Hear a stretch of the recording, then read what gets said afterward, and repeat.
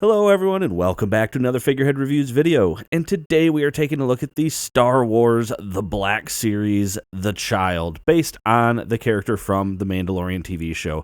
And this is an itty-bitty little package, and there's not a lot going on with it. You have the child there, legal stuff, child on that side, there's the UPC code. So yeah, enough about that. Let's just get this open and take a look at The Child.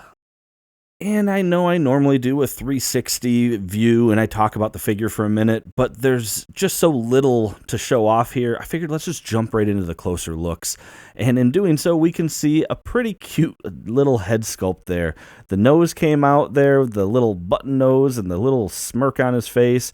And of course, we get those big doll eyes, those big black eyes, and very cute little figure for sure.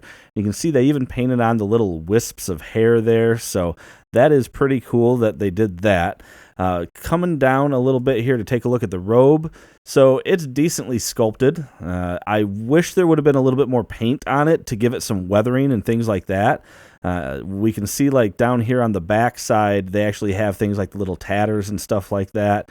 So it would have been really cool if there would have just been some real simple dry brushing or something like that, or even a wash over it, just to help bring it out a little bit more, some of those details in the robe, because it does actually look pretty good.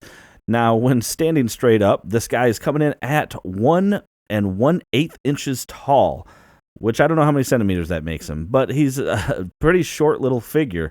In fact, there he is next to a U.S. quarter, so very, very small, but of course that is accurate. I mean, he's a small little character, should be, little. It's a baby. Incorrectly called Baby Yoda, I might add, but you probably already know that. Now, he does come with some accessories here. They come in this little box because they are some itty-bitty little accessories, and we're going to get that open and take a look here at the little frog, the cup, and then the knob there from the Raven crest. So let's get those open and take a look real quick. And here is the little one-eyed frog, and so my thumb doesn't take up the entire frame here. I got this little pick tool to move him around, but pretty basic looking. Not a lot of paint on there, and I assume it's supposed to be one eye, right? Yeah, that's supposed to be one-eyed. But it's a pretty simple frog design. You even get a little bit of paint there on the back, and yeah, it came out pretty good. So no real complaints there. And the cup is about as simple as it gets. It looks more like a Lego peg to me. I mean, it just literally has that little piece there and a bowl shape. So it literally looks like a Lego peg. It's brown and that's it. It's just a cup, nothing to it. And in quite possibly one of the weirdest and tiniest accessories I will ever get with an action figure, it's basically like literally a silver bead. That's all this is. Obviously, it's meant to be the shift knob from the Razor Crest, but it is literally a silver bead. And to give you an idea of the size, I mean, it's about a size a little bit bigger than a letter on a quarter. So it is incredibly small, and I think it's ridiculously small in my opinion. And going back to the figure real quick, and what is going to be one of the most difficult to shoot articulation segments. Yeah, there we go. So he does have some pretty simple ball joints there. So he's going to be able to move his arm up and down. Oh man, but it is just going to pop out. The hand can rotate as well, and it does have a little bit of back and forth and things like that, because that's going to be on a ball joint. In fact, everything on this figure is on a ball joint.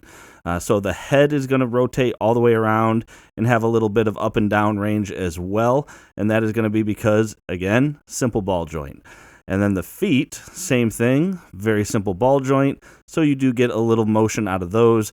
But, I mean, I don't know why they didn't just sculpt those in there, because it's not like it's going to change his stance. Now, one thing I will say that I really wish Hasbro had done, since these can all pop out, things like the cup and the little shift knob, it would have been great if they would have just sculpted a hand holding those things that you could then just swap out. I mean, the hand is so small. How much more would it have actually cost to have a hand holding the shift knob, to have a hand holding the cup, and even if you wanted to have a hand or maybe even an alternate head with the frog in the mouth? Because as it sits, the frog you're not going to hold. The frog is going to sit on the ground. And to hold the shift knob, he's going to have to hold his hand out like that. And See, I'm dropping it already. And you're just going to have to try to set it on there. And, I mean, don't ever bump the figure or anything. And it's so small that it's going to be very hard to keep that in place. And then same thing looking at the cup. You know, the cup is actually probably going to be a little bit harder to get in. Yeah, I mean, I'm not even going to mess with it on camera. But you get my point. That would have been one way to make this figure a lot better, is to actually have sculpted hands holding the accessories versus the accessories being separate. And maybe even a completely sculpted arm with like a bend in the elbow so he can hold the cup in front of him. I don't know. That would have just really, I think, made it a lot better. But with that being said, that is it for this review. Pretty quick one. Just wanted to take a look at the little guy and check it out. So if you like this review, make sure to hit thumbs up. Subscribe for more content just like this. And as always, thanks for stopping by and watching my video, and have a great day.